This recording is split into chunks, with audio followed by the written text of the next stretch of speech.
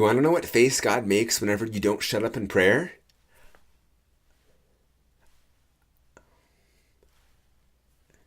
Yeah, that.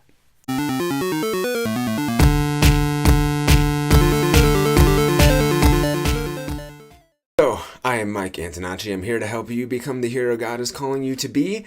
And I don't know about you, but I just usually don't shut up in prayer. Like, I am just going on and on about all this stuff that's happening. Here's what's happening. Lord, could you help me out with this thing? And maybe I'll be reading, but mostly like me telling him what I'm reading about and not ever just sitting in silence.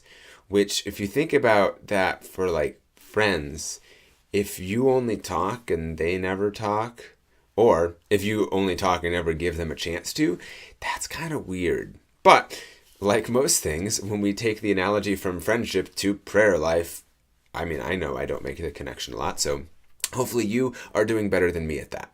So there's this thing, the prophet Elijah, and he is in a mountain, and God's like, hey, I'm gonna come here and then come out to meet me. And so Elijah waits, and there's this great wind, but God wasn't in the wind. And then there's this huge earthquake, and God's not in the earthquake. And I think there was a third one. And then the fourth one is there was a small whispering voice. And that's when Elijah went out to meet God. That's how he knew that was God coming. And so God in prayer can be that small whispering voice. And we just need to give him that space and give him that silence. But also, I think that's true of the entire rest of our lives, that God speaks to us in prayers, yes, but not just during prayer. He speaks to us like all the time because he wants to talk to us and wants to be with us and all that fun stuff. So I don't know about you, but I'm always really busy and like just my schedule is full of things.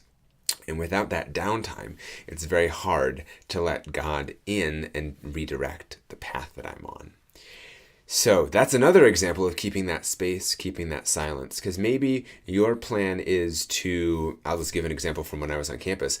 I was like, all right, this is my evening off. I am just going to play some StarCraft, and that's it. So found a place at one of the cafeterias on campus, pull up my computer. The internet's not working, so I'm like, fine, I'll do something else. I'll read.